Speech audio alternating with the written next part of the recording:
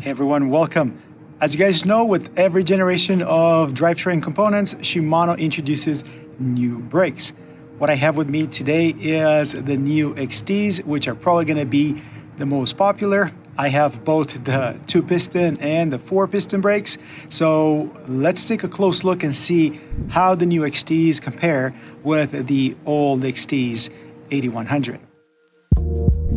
And I pointed at this bike using the 8100 2-piston because these are the brakes that we used on most of our bikes right now. With one exception, what we use is Shimano brakes that are at least one generation or two generations old.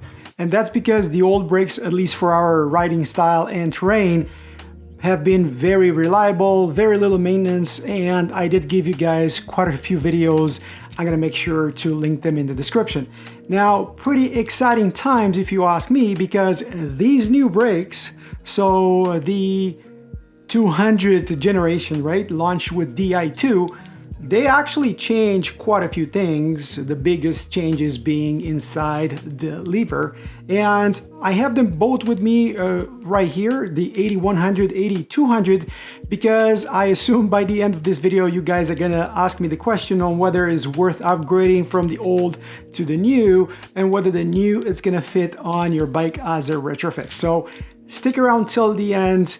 Don't forget to like and subscribe to my channel if you find this kind of information useful. And as usual, I am not sponsored by any company. However, I gotta say thanks to Paul at bikecomponents.ca because he provided me with the two brakes here to put in front of you guys.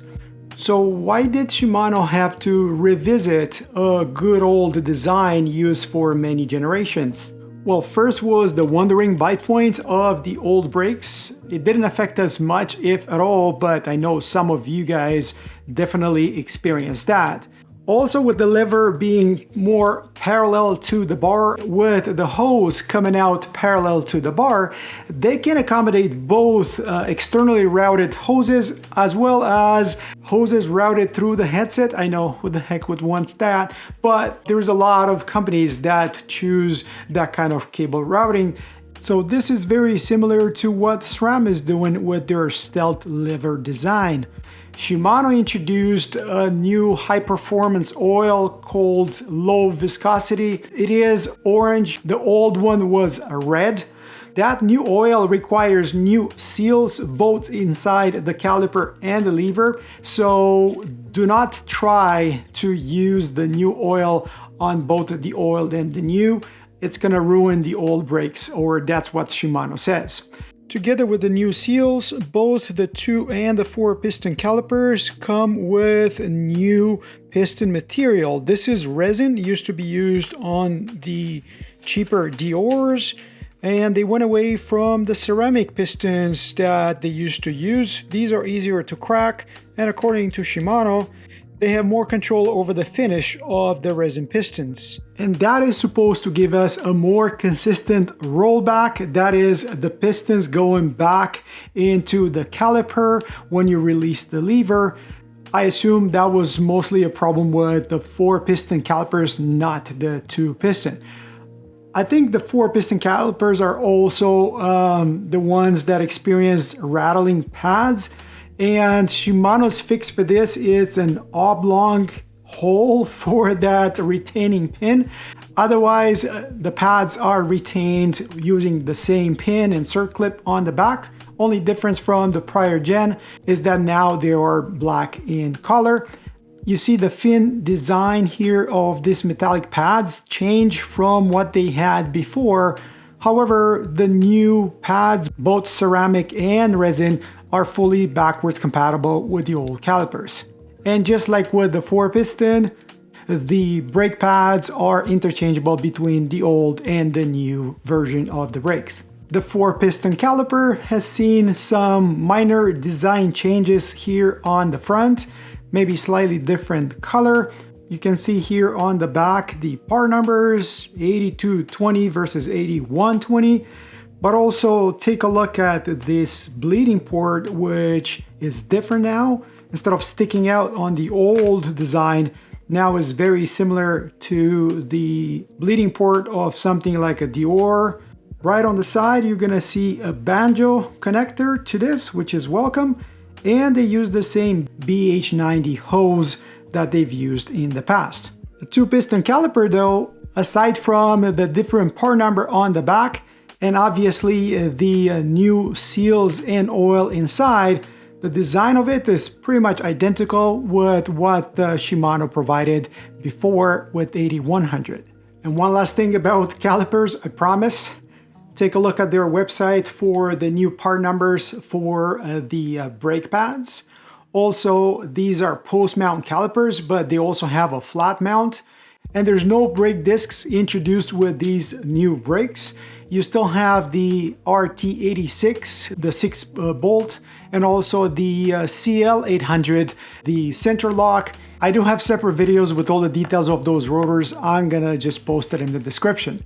So let's move on to the new levers. They only provide us with this one lever style 8200, and you have either the 2-piston or the 4-piston calipers.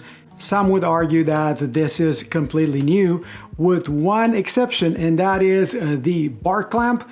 They did keep the i-spec EV from the previous generation. So you're gonna need a 4mm hex just to install this on the bar. And if you look carefully here, you have a push to open little button. Use a 1.5 or 2mm hex just to open the bar clamp completely.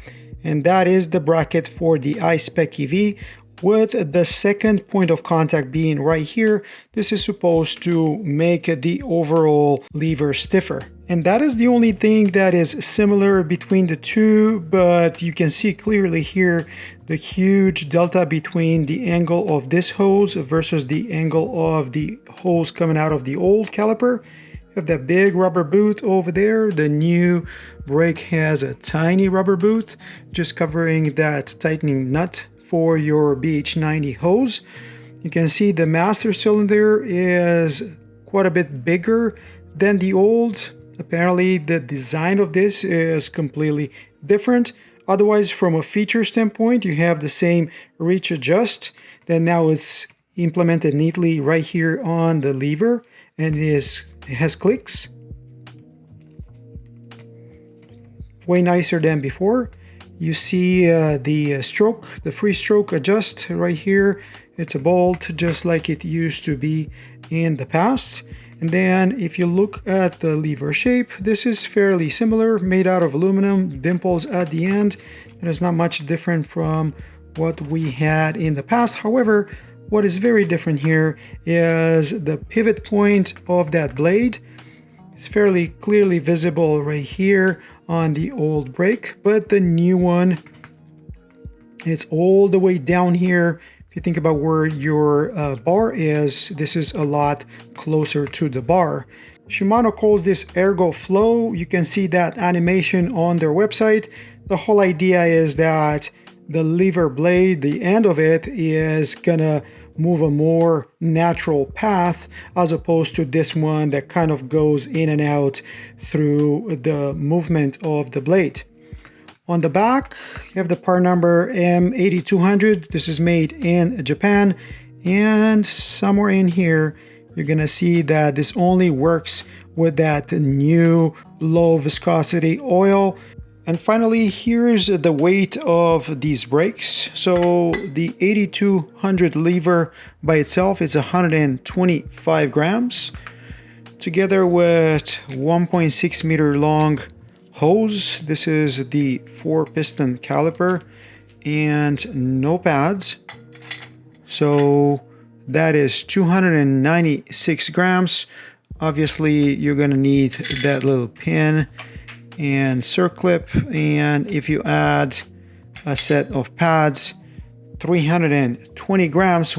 The old 8100 4-piston as well with the same pads come up to 290 grams. So about 30 grams difference between the old 8100 and the new 8200 brake with the 8220 caliper. Same lever with the XC caliper, so 2-piston 273. Obviously, you're gonna have to add a set of pads, so 293, and that is with a set of thin resin pads. This is a similar weight to what we've had in the past with the 8100. Now, if you're wondering about this white cap at the end of your master cylinder, that's because this is filled with oil, this is filled with oil, the hose is filled with oil, and it's capped. You're gonna run it through the frame, cut off the end, and install a BH90 insert, and then you're gonna go to the lever, remove that white cap, and you can see it's filled up with oil, and the olive is already in there.